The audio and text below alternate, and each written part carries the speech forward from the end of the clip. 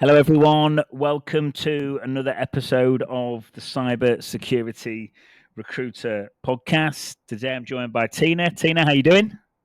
I'm great. How are you? I'm good. I'm good, thank you. I was a little bit sick last week. I talk loads on the podcast about balance and like how important it is to do this and do that, and then I go away and like work like a madman, never sleep, and get really stressed, and then wonder why I get sick. So I'm one of these guys, Tina, that's great at giving advice, but perhaps I need to listen back to some of the old episodes and start taking some of it. Yes, absolutely. You got to get that rest. You got to get the rest. Yeah, definitely. But I've had a few recruiters on the show lately. I'm looking forward to you being on today, Tina. It's amazing when I get reached out to by different members of the security community, especially with the market the way it is now. I think people like to hear two recruiters chatting away and getting a bit of an insight from this side of the fence. But for those of the listeners that haven't met you before, I'll just do you a bit of an intro. Started off, back in Cisco in the early 2000s as a technical recruiter. You were then part of Boston Scientific, again as a recruiter, again at Thermo Fisher Scientific as a talent partner recruiter. You spent some time at eBay, and then you progressed on to Arbitra, a Hewlett Packard company, where you progressed up to be a manager in the recruiting world.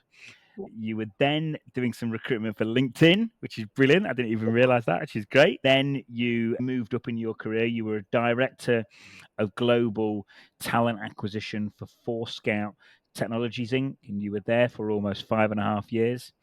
And currently, you are at Palo Alto. You started off as the manager of go-to-market recruiting, and you are now the director.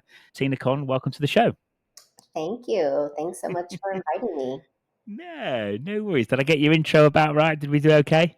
Yes, you did. Yes, it's interesting to hear it back sometimes. I'm like, oh, yeah, I forgot I did that. Oh, yeah, that. So Yeah. What's it like recruiting for LinkedIn? What's that like?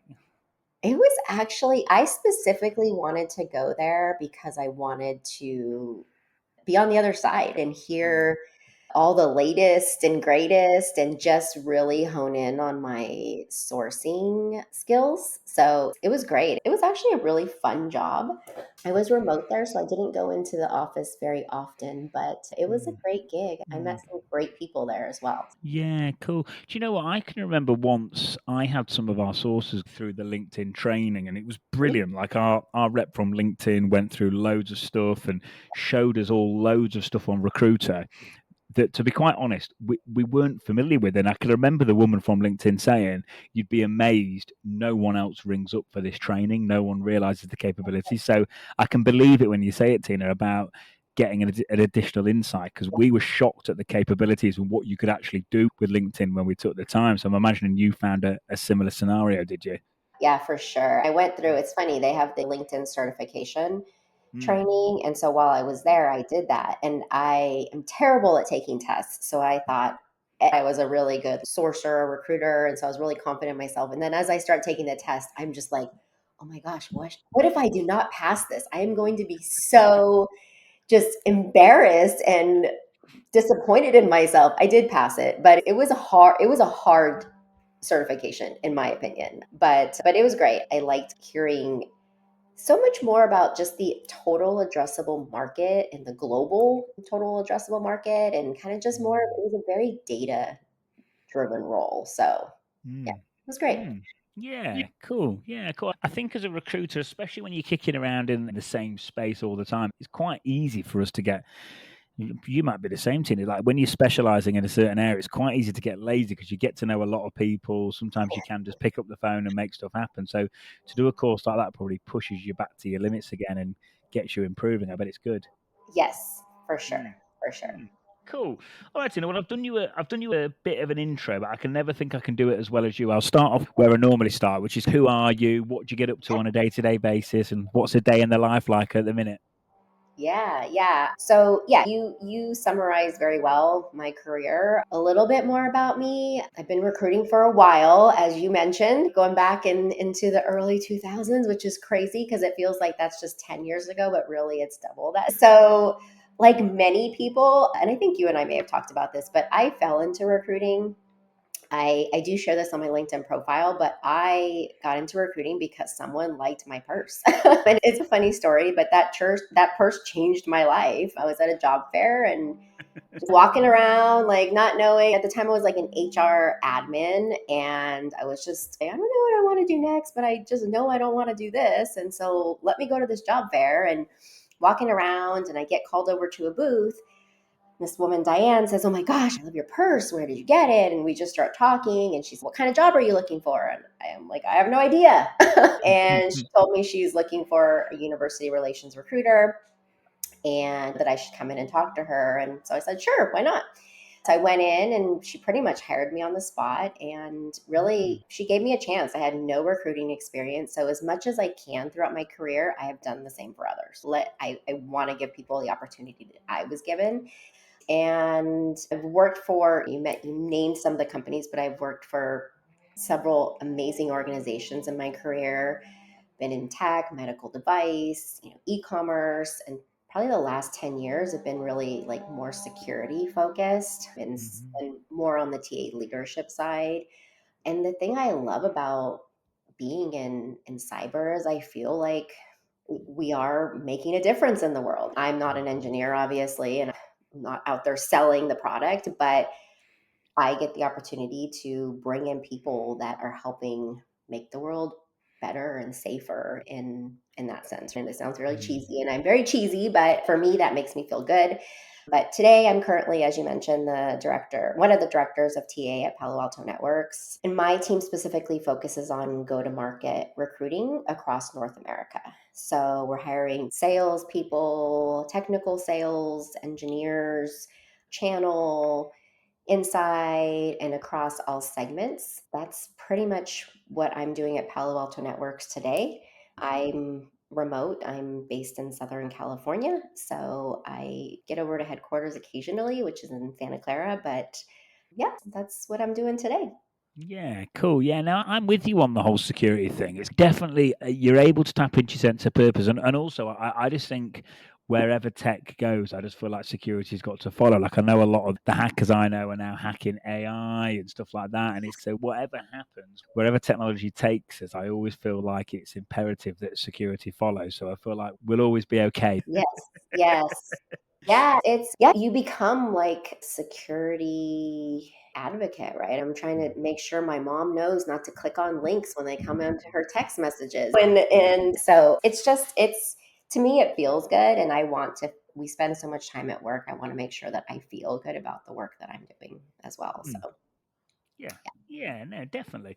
All right, on to resume formatting. I always like to ask this, and I feel like these kind of questions are maybe when the market was booming for people, this wasn't always as essential. But I know there's a lot of still areas of the market that are busy. There's areas of the market where people are really struggling. There might be people that are on the jobs market now for the first time in their lives if they've been laid off and so on and so forth.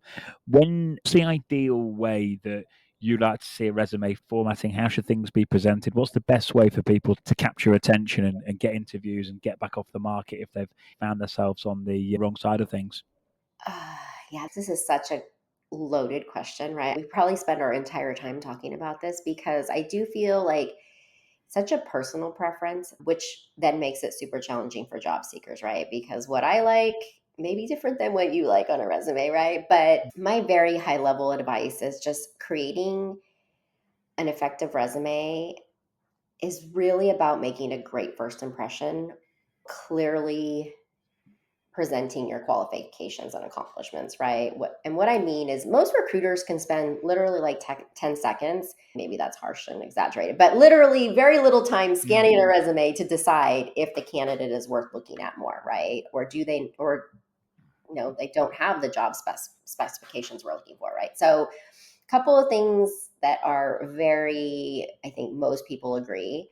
Do not have a resume that is 5 pages long. That is the one thing that I don't know about you, but it drives me crazy because I past page one, I'm getting unfocused, right? So I would try to stick to 1 to 2 pages. 1 page for someone that's earlier in their career, 2 pages or so for someone that has 10 years of experience. I know maybe they've had several jobs, but I would just try to make it as easy to read as possible, right? Like even the font that you're using and making sure that you don't have all these different types of font or different types of formatting going on, right? Just make it very simple. And it literally takes seconds to run it through tools like Grammarly. Use those tools to make sure you don't have spelling errors. Make sure you have fixed any grammatical errors, because there are some interviewers that are very picky about that. And so just taking a couple of extra minutes to make sure you do that, I absolutely 100% recommend. And I personally love when resumes include accomplishments versus just your job tasks, and have metrics, like you have data to prove what you've accomplished.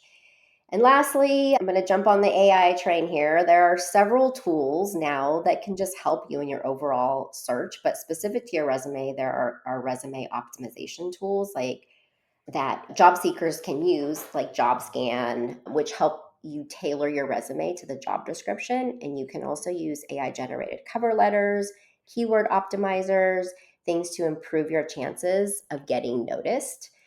I think anything else that comes to mind, I think is just more around make sure your information is relevant on your resume. And here's the hard part is, I don't know if you agree with this, but don't oversell yourself. Like most people can spot when you're trying to oversell or over exaggerate your skills or achievements. So I don't know. I just feel like keep it simple, keep it easy to read, and use the AI tools that are out there, because I really do think they are helpful. Definitely, and on that last point about overselling, Tina, it's so true. It's like I had a candidate last week. She's actually gone through for final today. She's absolutely brilliant, and she came on, and she was just. In the end, I said, "Look, I can see you can do the job. Please, just calm down. Like you've got it." Because I said, "What's going to happen is," I said, "I know from talking to you that you can do it, and I can see this, that, and the other, and blah blah blah."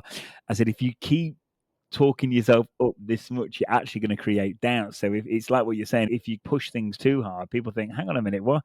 Why is he or she doing that? What's going? They almost suspect that you can't do it because you're saying that you can so much. So yeah, I think overselling's a massive one. You just got to keep it on an even keel, if you like, haven't you?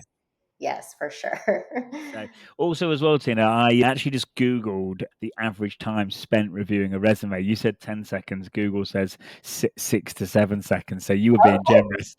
Okay, okay. I felt like I was being a little harsh, but no, I'm glad to see that Google thinks it's less, because yeah, it is interesting how quickly you can look at a resume. You can, especially if you. It's like for me and you. If we're doing it all day, every day, and have done for a number Mhm, of years, you just mhm. get so quick at spotting what you're looking for, especially if you're playing in the same space all the time. And yeah, on your stuff about grammar errors and stuff, absolutely massive. I think, especially in the security space, a lot of roles are not all, some roles are internal, but some roles are working on a consulting basis, and you're presenting reports and findings and emailing end clients and stuff like that. And if that's the case, if there's grammatical errors left and center in your writing and the way that present findings, that's always going to be an issue for employers. So Yes. yeah, definitely. Yeah. But yeah, job scam, that works pretty well, does it?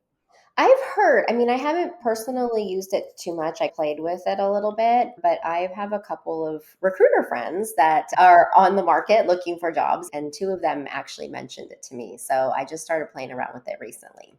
Okay. I'll tell you what I'll send you. I've saved it somewhere in my calendar. I spotted it over the weekend. It was Chat GPT for recruiters. So I'll send you the link on LinkedIn when we get off this Yeah, pod. I'll send you it because it looked like it had all been geared up with prompts and everything specifically for recruiters. So that could be quite good. But fantastic. yeah, cool. All right, Tina. When it comes to interview questions, is there anything that you think people should be aware of? Have you got any kind of hints, tips, or advice in terms of preparing for an interview these days? My honestly, my biggest advice here is to come prepared. When I don't know, I think there's so many times that I've been on the phone with a candidate and they have done zero research about the Mm, company. mm, So I personally like that, coming to the interview prepared, knowing about the job. It doesn't take a long time to do research on the company, right? Like just simply Googling and going to LinkedIn profiles and all that. It's fairly easy, right? I'd also say again, I'm gonna go to AI, but what I've heard, and I don't have a company name on this because I don't want to like suggest a company that I haven't heard anything on, but there are actual AI mock interview tools now that you can go and practice interviewing, right? And I just did a quick Google search last week on it, and there's several that come up, but those AI mock interviews will give you feedback on responses, even your body language, just helping you to improve during and how you approach an interview, right? So I definitely suggest that. But interview questions in general, everyone's seems like the common question everyone asks is the tell me about yourself and why should we hire you? And I would take those questions to the next level and use more of the STAR method, right? Situation, task, action, result, to give more in depth, not just, why should I hire you? I wanted to work at Palo Alto Networks for 10 years and I'm so excited to be on this interview. Like, no, I want to be part of a company that, and give actual details and data to support your answer. And I think one of the biggest things, and I feel like I'm doing this right now, is to avoid rambling. So just being clear and confident in your communication, right? One thing, and I don't know what you think about this, but a lot of interviewers that I work with on a day-to-day basis, like they love for interviewers to send a follow-up note after. It just leaves such a positive impression with the interviewer, whether it's thanking them or giving them a quick overview of what you discussed. It just sets you apart, and not a lot of people do it anymore. Like when I first became a recruiter, you did a cover letter, you did thank you note, like that was just what you did. And now, for some reason, that isn't happening. But I do think that it also, from a sales perspective, it helps the interviewer also see just how you might potentially communicate with customers.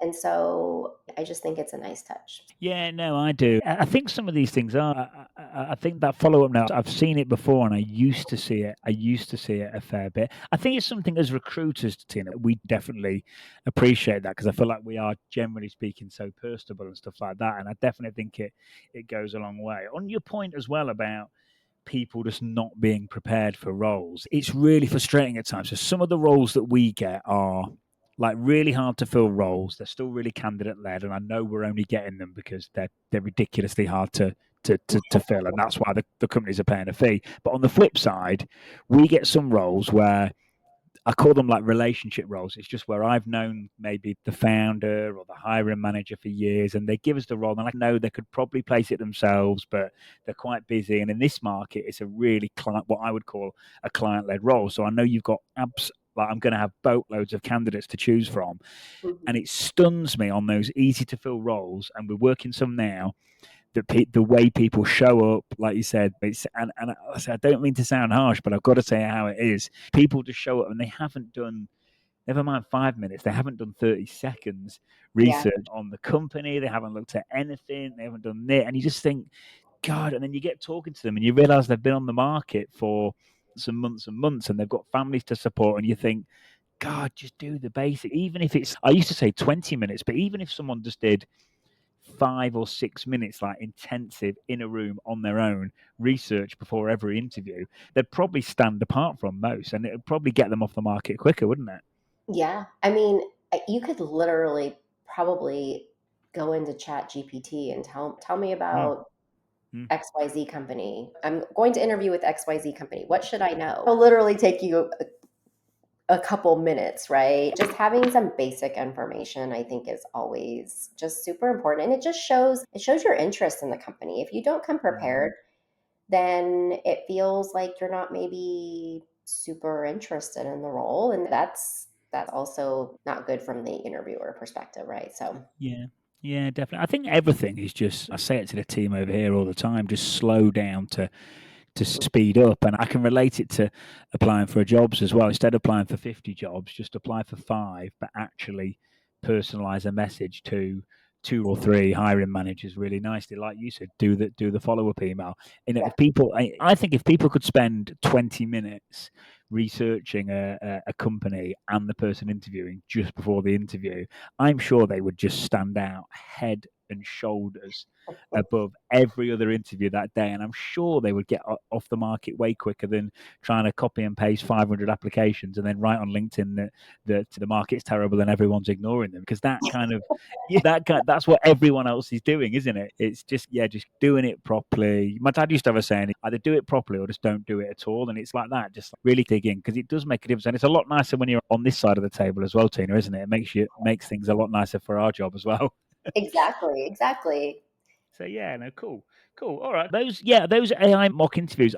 I don't know any either, but what I have seen is I saw something on my LinkedIn feed and someone did a video explaining them on a video. So I don't know if that's the same video you've seen, but I saw a really good video. I can't remember the name of the tool, but it did look pretty cool. Though. It looked pretty good. I saw one, it was called like AI Apply, or I don't know, but they definitely come up in, because our phones listen to us. So I do get a lot of ads for them Yeah. now. And I do want to go in there and play around with them as well, because I've interviewed thousands of candidates, but when it comes to myself interviewing, I definitely need some help as well and would love some Yeah. feedback. So it would be good just to see how it works.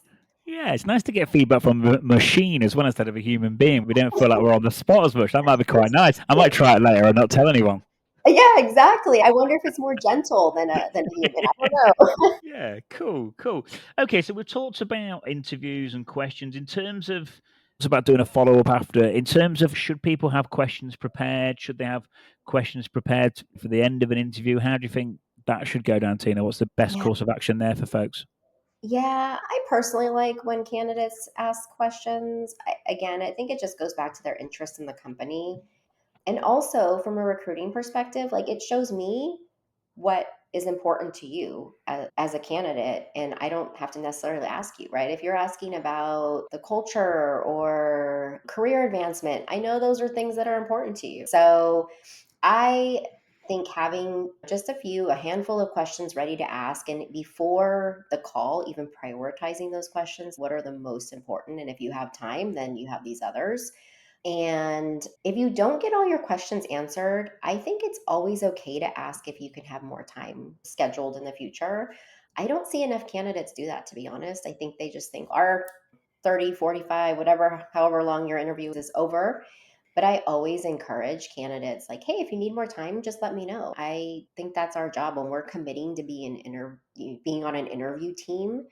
That's the role you play, right? So I think more candidates need to spend time. This is such an important decision in our lives. So we should absolutely take the time to get the information we need to make a decision either way, right? This might not be the company for me, or it is, and I'm super excited, right? So Yeah, definitely. Yeah, I always say to candidates, obviously, I'll have a good chat with them first and I'll interview them first before they get to any of my clients. But I always say to candidates, please just ask away, because everyone wants the same thing. Like I know my clients are the same as probably every other company out there, which is everyone wants someone to be making a long-term move, to stick around for a long time and genuinely be happy to do so.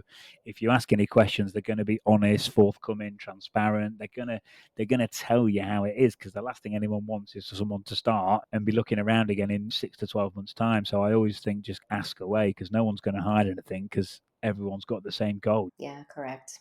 So cool. All right, then, Tina. This might be quite a tricky one to ask, but I'll ask anyway. What's the best interview you've ever done, and why was it the best interview? That's a tough question. I've definitely had some very memorable experiences, both good and bad. I think probably the most memorable, I don't know if it's the best, but is the first engineer I ever hired when I was back at Applied Signal Technology, which is not even on my LinkedIn profile. It was my first recruiting job. And it's just memorable, right? I've just interviewed so many great people in my career, and it's hard for me to choose one, but that one is memorable. But I think for an interview to be the best, or really good interviews, I think the best are just those when the candidate and the interviewer are engaging in just a really meaningful two-way conversation. Again, we're going back to the candidates being prepared, they're confident, they're curious about the company and the role. They're giving those clear, concise answers. They're giving real life examples, and they're just asking those insightful questions that show their interest. I will flip it on the interviewer side.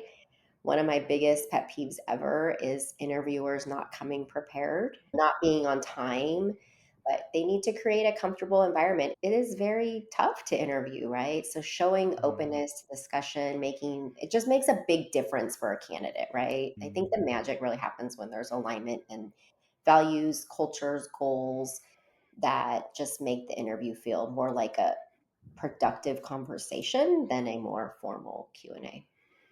Yeah, definitely. I think that that having that more conversational style, that's definitely the way it should be done and more of the modern way. I think too formal these days, Yeah. it just doesn't feel right anymore, does it? I think especially since COVID, I don't know, like we're all just so much more real with each other, I feel like, don't you? Yes, yes. It's finding the balance, right? At my current company, we do very structured interviews and we have very specific like interview guides we follow. And so finding that balance of getting the information, but just also helping that candidate to feel comfortable and just leading the conversation to get what both people are there to get, I guess Mm. is the best way to explain it. Yeah, definitely. Going back to the when people come to an interview, it would have been years ago, you would have been putting a suit on and a shirt and tie, and you would have been getting in your car or getting the tram or the bus or the train and actually traveling to be somewhere. Whereas these days, it is literally a few clicks and you're on an interview. I wonder if kind of we're all taking interviews almost a little bit for granted these days because it is so easy. Interview, you don't need to go anywhere anymore. So everyone's just, yeah, got an interview. And I can remember when I was first looking at our interview ratio stats as an agency straight when we got into COVID and everything went fully remote. And I was looking and the stats were just completely blown out. And essentially, I just came to the conclusion that it was just so easy for people to do an interview. And I wonder if sometimes we almost forget that, hang on, this is an interview. This is really valuable. This is really important. I wonder if that's maybe part of it sometimes. Yeah, possibly. That does, I do think about that as well. We are definitely much more relaxed. I still have candidates that will dress up on a Zoom in their suits, and then I have some Mm. that are wearing a t-shirt. Mm. And I think it's definitely much more relaxed than it used to be for sure. Yeah. Yeah. What do you reckon is the optimal attire these days? Because I do get asked that question sometimes, and I think it can perhaps vary from company to company, but what do you reckon's the best for that? That's a good question. For me personally, I think just you're representing yourself and your brand. And so, whatever that means to you, right? Like for me, I've worked in tech for a long time, and it is definitely much more casual than maybe other industries at times. But I also work with salespeople who do tend to dress up because they're going to customers. And Mm. so, my approach is always I'd rather be overdressed than underdressed. And it also just shows you're taking it serious. So, I lean more towards I'd rather you put the extra effort than not. So, Mm. Yeah, no, that's definitely right. If you overdress, I don't think that's really ever going to be held against you. But if it goes the other way, it could easily. So, yeah, it's probably on this as err on the side of caution, and if in yes. doubt, dress up. Yeah, I think so. I think so.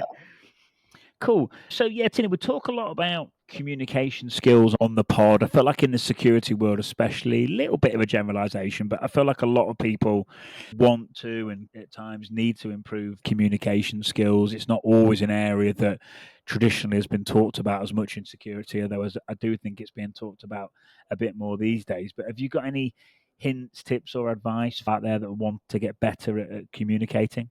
Yeah, I would say a lot of times, especially on interviews, I'll use that as an example. We, as interviewers and candidates, we all need to practice active listening, right? Really paying attention to what's being said before formulating a response. I think we ask a quick candidate a question and they've practiced, they have their information ready, but it's not even really you're answering something that I didn't even really ask you, right? Like I really see that often. So I think just really paying attention, making sure you are not rambling. Again, we talked about that earlier. And I think honestly, the best thing I would suggest for like the communication piece is just going to, again, talking about the mock interviews. That might help a lot of people, right? Just to see how they are viewed through camera. You can look at how your body language, eye contact, how your posture is. A lot of people, it's not just in the words that you say, but it's also in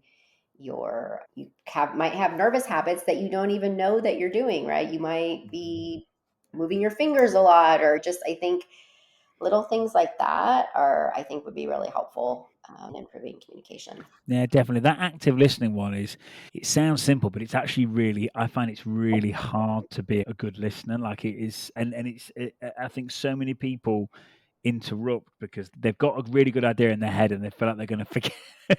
They feel like Yeah. they're going to forget. So they interrupt you mid sentence. And it really does kill the vibe when it comes to communication. But I noticed it since I started doing the pod. Like I was like, God, I really do have to listen. Like when you're doing a podcast, you have to listen really well to be able to ask follow-up questions and keep the pod going. So it's like I found it really helped my active listening skills. But yeah, I think it's such an important skill set. And just some of these things, like people think, hang on, listening. But if you're a good listener, yeah, you're rocking. Like that's such a valuable skill set that not everyone has. It's difficult to master some of these things, I think. Yes. Yeah. And I think that's something you always have to continue to work on. It's not something you just get it and then you can move on. I think you always have to work on Mhm. improving communication. So, Yeah, yeah, I think so. And even like paying attention, it's like I've got Slack here now. We're in this podcast studio. I've got my email open. I've got my calendar open. I've got LinkedIn open. I've got LinkedIn Recruiter. It's so easy to get distracted, isn't it? it You just, is. It really is. You got to mute some of those things sometimes. yeah. But the worst thing is, I don't know about you, but have you got them all on your phone as well? Have you got all LinkedIn and Yes. everything on your? Yes. Yeah, I've got everything like Slack, LinkedIn. I've got about 3 or 4 different inboxes on my email, just all on my phone, and it just, especially when you're working across multiple time zones, there is never a time where that phone just isn't pinging. I'm not sure how good it is for your sleep, but yeah, maybe a second phone. I need to get a second phone for Christmas. Yeah. No, you know what you have to do? You have to learn to mute those things when you are Yeah. taking a break, right? Take mute notifications so that you're not going in there. Like you deserve that Mm. Mm. free time, of no interruptions of your Yeah. rest time, right? So Yeah, I think it's true because you're never giving. One of my friends told me that you're never giving your central nervous system like a chance to actually chill and relax and just recover. If it's always like reacting to a beep or a yeah. sound or something, like you're never actually chilling. Yeah, cool. Any tips or hints for like juniors out there trying to break in or reach their full potential? I presume you get reached out to a lot by people at that end of the market. I know I do, Tina, and it's, to be brutally honest, I used to get back to every single person, but I get hit so much. I get hit so often with messages from juniors saying, "Can you do this? Can you do that?" And it is hard to keep up with everything. And I try and help out, and I at least try and ask the question on the pod, the best way to break in, or any hints, tips, and advice for juniors that are trying to get into security. Yeah, I do get a lot of those messages as well. And again, as someone who was given an opportunity, I'm also very sensitive to that. And I do try and respond to every single person. But I guess the biggest advice I could give to someone is to find a mentor. Find Finding a mentor for me early in my career, that was just so pivotal and really accelerated my career growth. Just a mentor is going to give you the guidance, the sharing their valuable experience and help you really navigate through challenges. And my son's earlier in career and he wanted to make a career shift, and I told him the same thing: go out there and find people to talk to and learn from, and it just helps you grow. And I absolutely look for learning platforms. I work for a large company and we have great resources here, but that I think a lot of it is just staying organized, keeping yourself motivated and setting goals for yourself on what you want to do. You can't expect, I have zero cyber experience and now I want to go be this huge role with an organization, right? Set mini goals for yourself and really track your progress so you can see what you've done. But I always suggest, and I even tell my own team now, I do have, some earlier in career recruiters on my team, and I've told them the same thing. Get a mentor. Your leader is there. Obviously, I'm here to help you, but it's just such a great way to get that help from someone outside of your direct leadership. It is definitely. I don't know if you're the same as me, but I sometimes just like to just talk it out, even if you just go around the houses a bit and you almost come back to the same or a similar answer to what you thought in the first place. Just your thoughts, views, and opinions. I suppose it's like the opposite to bottling something up. It's like you're getting it out in the open and you're having that chat and you're talking it out, and it just makes you feel a damn sight better about any issues or problems you're having, doesn't it? Yep, exactly. And it's a person outside of your direct leader that there's some things maybe you don't want to share with your leader, or like pivots you want to make. And some people just aren't comfortable with that. But I just think my mentor, she just was so wonderful for me in my career. And I just can't recommend that enough. Yeah, very good. And in terms of books, podcasts, or online content, is there anything out there that could be just self-help? It could be career-related, anything. I used to say just books, but it can be a book or a podcast or anything online that you've consumed that could be helpful for the listener's career growth. Yeah, I mean, there's a couple out there that I think of that I've read and still go back to, just depending on where I've been at in my career. But from a recruiting perspective, one that really helped me a lot was the A Method for Hiring. Not sure if you're familiar with that, but it's a book that's really talks about an evidence-based approach to hiring, like using scorecards, asking the right questions, how to evaluate candidates effectively. I read that when I was back at Scout, and it just totally shifted my mindset from a recruiting perspective. The other one that I love is called Dare to Lead by Brené Brown. That was a super impactful book for me as I moved into leadership. She just talks a lot about leading with vulnerability and empathy, how important it is to stay curious with your team, and just there's like strategies for leading with your heart, which sounds very, I don't know, I can't think of the word, but it sounds a little leading with heart, but just I think during the pandemic that really helped me a lot, and just building a stronger team overall. So that was a really impactful book for me. And then one that I recently read, and we actually were lucky at Palo Alto Networks to have the author come and talk with us, was Radical Candor. And that book is really focused on building strong relationships through open communication. So I think whether you're a recruiter, leader, earlier in career, just trying to figure things out, I think there's some really important or really key things you can learn in there to help you build trust in teams and how to give feedback. So those are probably the three I would say resonate with me. Yeah, cool. Thank you. I wasn't expecting to get 3, so thank you very much. That's good. Sorry. I can never just give one thing. I'm always like, I can't have a favorite. No, that's good. And I tell you what, I really like that. The A Method for Hiring sounds really good, because we do stuff with scorecards and we do things we have the skills matrix and stuff like that. I don't know if you've got anything similar. And I do find it makes it, especially if you've got, like when we're building short lists and stuff this side, or if we've got a few people in the process and we really like a few and we can fall back onto these things. So yeah, I'd definitely like to read that. That sounds pretty good. Yes, definitely take a look at it. It's a great book. Cool. All right, Tina, brilliant. Thank you. I think we've about covered anything. Is there anything we've missed out? I think we've about nailed it. We've covered everything, and hopefully I didn't ramble too much, and I listened to my own advice. It's been good. It's been really nice. I know we were back and forward a bit, and I was a bit late today, so we've had a little bit of an issue trying to get me and you sat down together, but we got there in the end, and it was well worth it. So thank you. Thank you. Thanks for having me. Thanks again. Really nice to see you, and catch up soon. Thank you. Take care.